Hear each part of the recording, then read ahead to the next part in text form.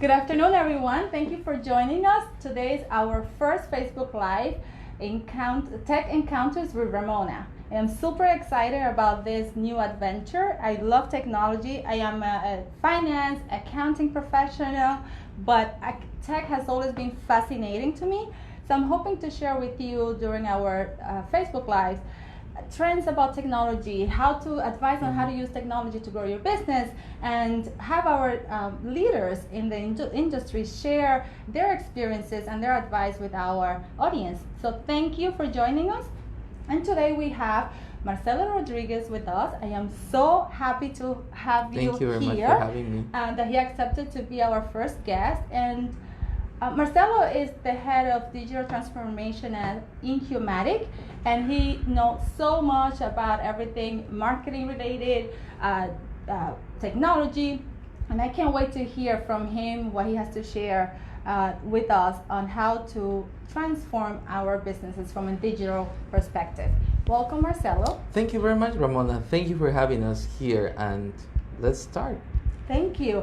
So I know that you're doing amazing things at inQmatic. I have been following you, following the company, and I know that there are a lot of great things are happening.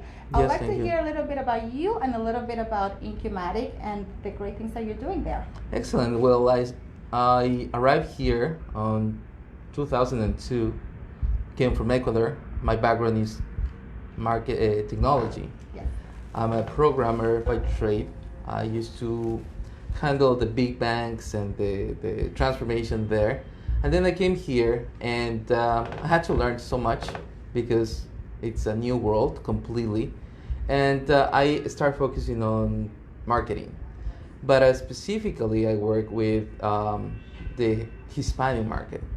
So since the beginning, I was serving the Hispanic market as a business advisor, then as a marketing advisor. Then we had a company for targeting small business in Spanish. So we did a great job for governments. But then there was some problems that we had growing because the lack of information that we had as any other company, because when you come from another country, you have no clue about financials here. So we had some trouble growing because it was going great until it wasn't, because we didn't know about all these great products and services that you can get here, financial products. So after a while, I started doing a lot of small business seminars in Spanish, and that's how I met Andres. Andres was heading another company, and he was also, it was very interesting the way that we connect, because he was learning a lot of the financial here and how business can grow, and he was looking for a way to connect to the Hispanic market. I was looking for financials and how to grow a company, because I was very good at marketing and Spanish, but I have no idea on how the financial market works. So that was a great combination, and after meeting Andres, we were immediately start working together, and we start doing a lot of Spanish speaking events. Actually, yesterday was, I think, the 80th that we created. Congratulations. And last year was crazy. We started creating like every week we had 2 or 3. We went to New Jersey, we went to Queens, Bronx, Brooklyn, everywhere that we can connect with the community. Why we did that was to understand more, because there's no better technology than learning from the consumer directly. So these events help us understand the market. I mean, we knew the market, we knew there was a market, but we needed to find a way to connect with them. So these events laid the groundwork for us to understand and start creating the specific products that we do. So that's why now that we use technology, it's more for outreach, and then we try to people to come, connect, learn, and trust us. That's why the events. Right. So inQmatic provides a lot of information to small business owners as well as other services. So what is the main service? The main service is financial products. Right. We provide financing, and we specifically work with the Spanish-speaking business owners. And what we realize is that you cannot all if you only help with money, there is a big chance that they will fail, because they need not only the money there, but they need education and they need connections. That's why what we work is financials. We lend them money, we help them understand business, finance, and marketing and technology, and we connect them with other business owners. So our events are connections, so they can come, learn, get the money, and get business. Sounds amazing. I know that you're also a professor at NYU. I'm not a professor. I teach a class. I come to a class directly. It's a guest speaker. That's the in marketing. In marketing, yeah, Okay. Hispanic marketing. Got it. So what? I'm always curious for people that have decided to work with either to build a product in technology or use a product or take advantage of technology to advance their career. I'm always curious as to how they got started on that path. And you are in marketing, but also utilize technology a lot for what you do for inQmatic. So at which point do you realize that technology and digital transformation was key to what you wanted to do as a career? Very interesting question, because I was technology all the time, and the first jobs I did was for big companies. I was hired by the third largest PR company in New York to do jobs at work for 3M. And then I realized that technology by itself is not as powerful when you connect it with data and you connect it with the consumer. So the technology part is great, but it doesn't help you. Not because you have technology you are going to succeed. Right. You need, besides technology, like the processes and services in your job, you need to get more people coming, and you need the data to understand what they are doing with your services and products. So that's why when you connect all these parts, the reason we do things in a way that we're doing things fast is because we connect all three. We connect branding. We have a great partner for branding, Patricia. We have finance in the company, and we have marketing. So with that, one of those legs, things were not going good. So we can have the best technology, but if you don't have branding, if you don't have a way for people to connect to you, then it's not going to work. If you don't have financing in place, you can do a lot of marketing, and without looking at the numbers, without knowing how to grow, without a plan, we couldn't be there. So it's like a silla. A chair. It's a chair. You need the three things there. Yeah. Yes, and I really one word that you mentioned caught my attention, and that was processes. So I love tech. I love technology, I love numbers, but I always start with the process. And I presume that that's how most tech developers or professionals start. So the way I think of things is, what do I want? How do I want to get there? And then how do I make technology help me to achieve that? So I'm glad to hear that that's the right approach to take. When I work with my clients, I find that there are so many areas in which they can improve if they only apply or use a little bit of the technology that we have available. This can be in the way they acquire new clients, and the way they deliver logistically their services or processes or products. Do you have any advice for small businesses or businesses that have low budgets on which areas of their businesses they should focus on first as they think of digital transformation? Well, it depends a lot, but I don't think it's about the budget, because you can see in many companies, small companies, that they misuse the budgets.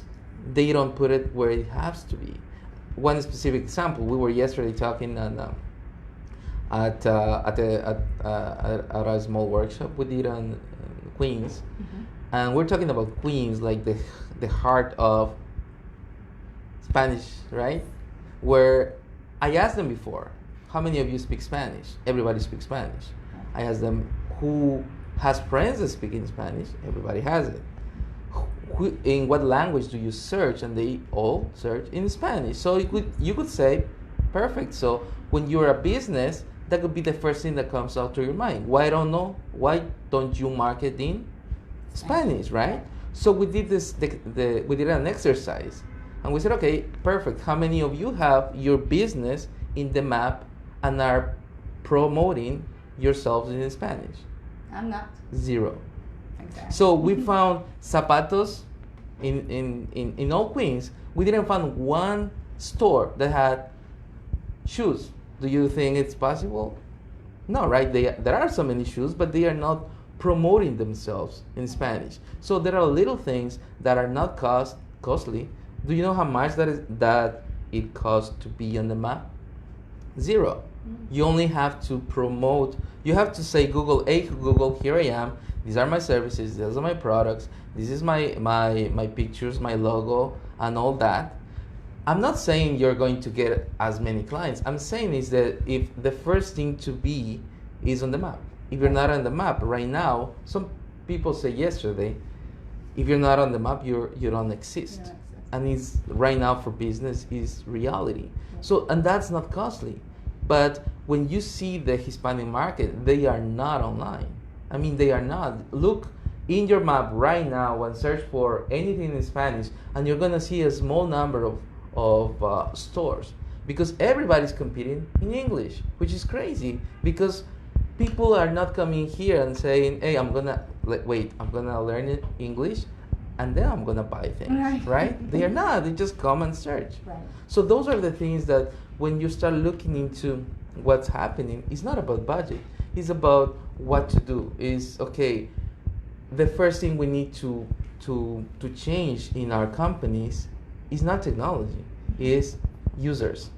Because you can put the best technology, the best processes, but if people do not want to embrace this new way of doing things, and we can like it or don't, but the reality is that. We can say, oh, in my times things were different, yes, but today, especially with millennials, if you're not on Instagram, maybe you're not there.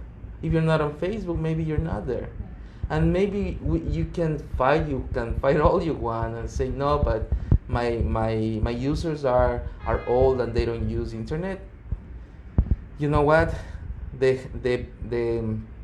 group that's growing the fastest, growing demographic in Facebook is 50 to 75. Cool. So grandmas are friending you now. My mom is there. Exactly. She's on Facebook all the time. So yeah, again, this is not about money. This is not about that. It's processes. It's okay. Let's embrace it. Talk to your people. Talk to your team. Okay, this is the reality, because either we embrace it and we all work, because the main reason people do not want to use technology is because they fear that technology will replace them. So they are like, no, these things are not, we don't do this like this. But you have to talk to your team and say, okay, listen, this is a problem. We need to adapt. We need to get more clients. We need to improve our processes. And the best way to do it is technology. So yes, digital transformation has something to do with technology, but the biggest thing is people, processes, and then technology. Yes, I agree. And recently I met with someone who was doing timesheets the old way. It was a piece of paper with the employees putting their hours and adding them up. And I was thinking to myself, there is so much room for errors there. Absolutely. And so much time spent. And these things can get lost. And it's so cost effective to just get a timesheet application where your employees can put in their times and it From their telephones. From their phone, yes, very low cost. And you mentioned being on Google, and I think it's important to say to our business owners that these are free platforms. You mentioned Google, Facebook, Instagram, Yelp. All of those allow you to create a profile for your business that is totally free, and you can be searchable that way and potentially get new clients. One of the complaints or concerns are here from business owners that are thinking of implementing some digital processes is how much time it takes them to make the switch or to sustain the new process, right? And I try to explain to them that the long-term benefits of making this shift it totally outweighs the investment of time. So what are your thoughts there, and based on what you have seen? Is this like a common complaint? Absolutely, what you just talk about is something that the same thing we talk. I think it's the same problem that people do in finance. It's not about what it costs them now.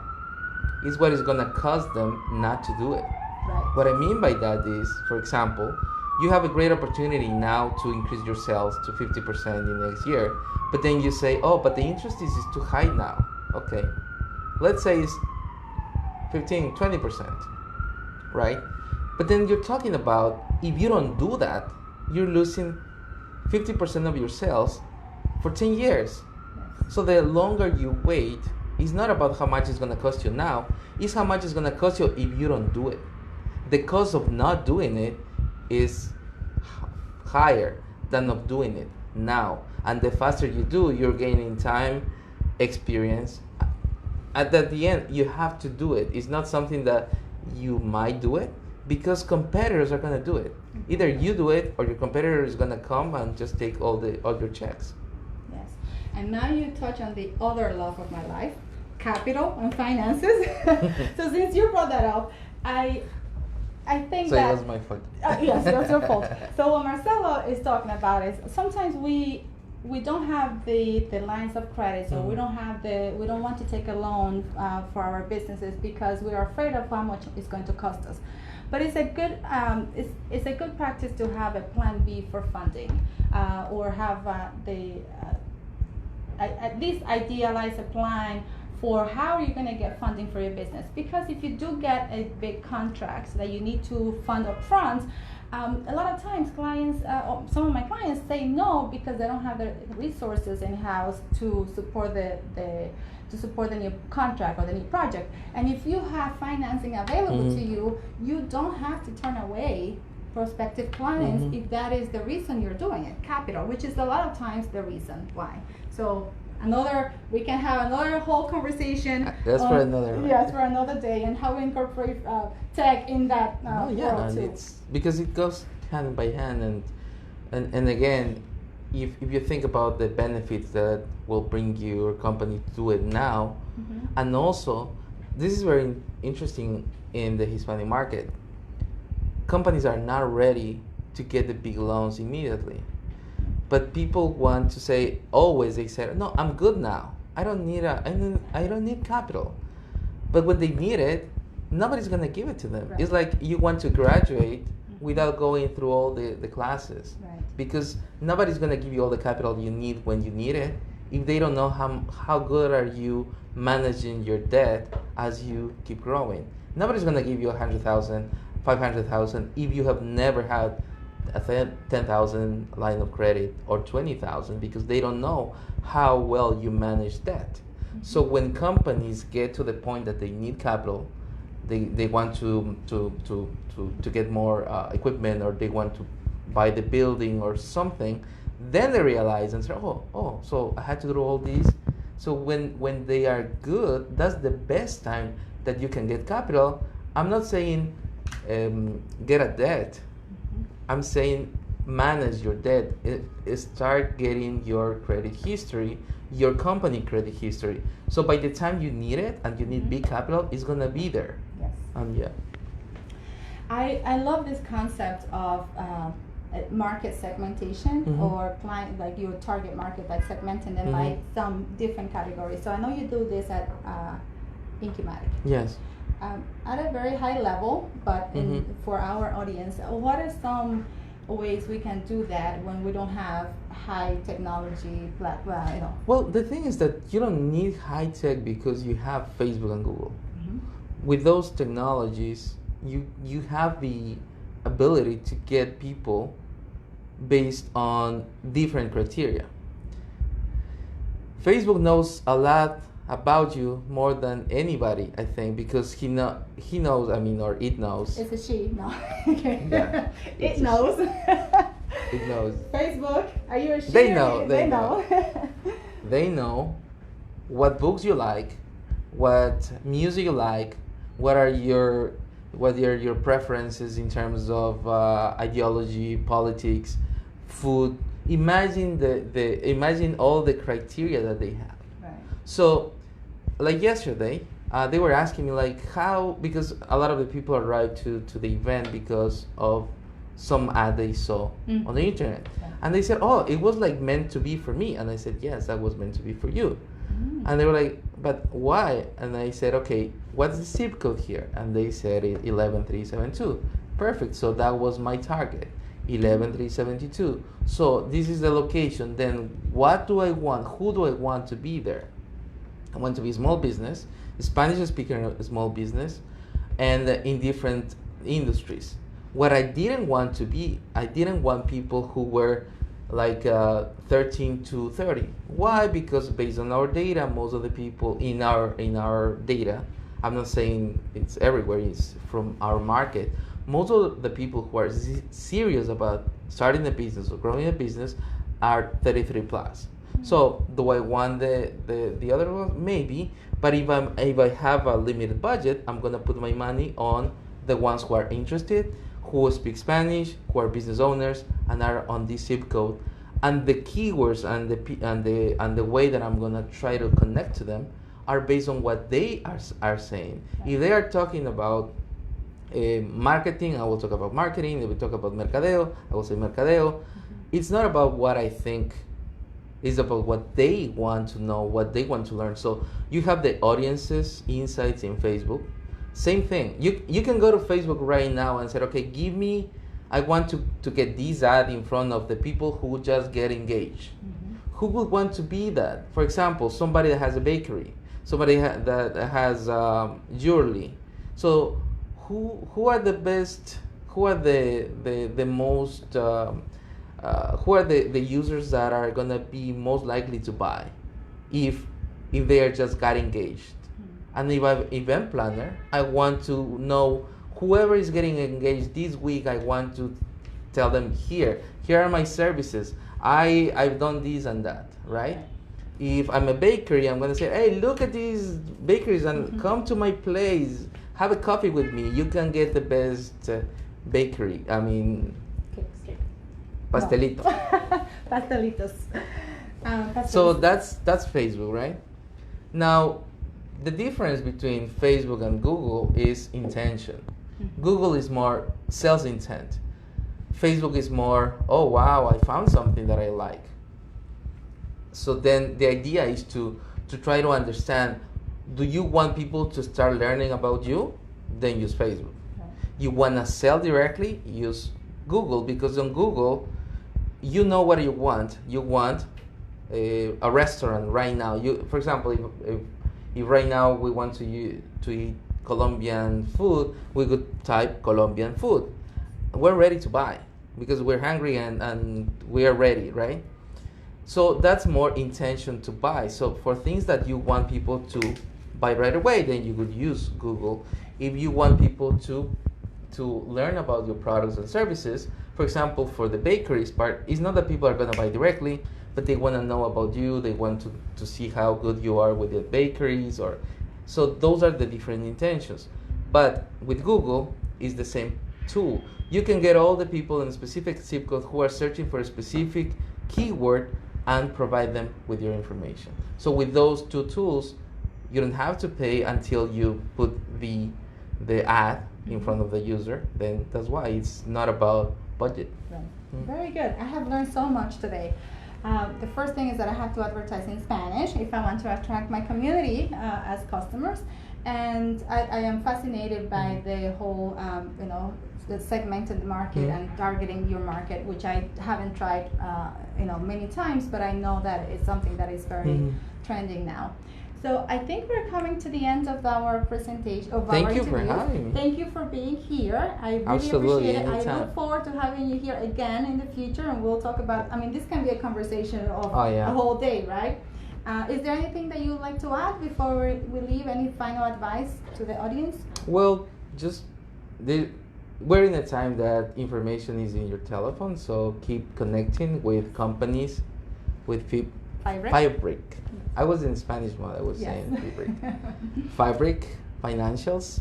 Connect with inQmatic. We have an event on August 29th about Crecer Latino, and we do videos. We did a video with you a couple of weeks ago. Very interesting information about financing and growing the business. And it was called in Spanish "Cómo crecer su negocio." So let's connect. We smile when we hear Spanish, right? Yeah, so let's connect. I think the best way is to keep share this video, connect with the companies, and let's see you next time. Yes, and thank you for joining us. You can follow my page, FiBrick Financial Services, and on Facebook and on Instagram, FiBrick Finance. We look forward to hearing your feedback. If you want to hear about a specific topic within tech or finances and tech, please let me know. I look forward to having you join us in a few weeks. And thank you again for being here today. Thank you, Marcelo. Thank you. I look forward to seeing you again. Thank you, Ramona.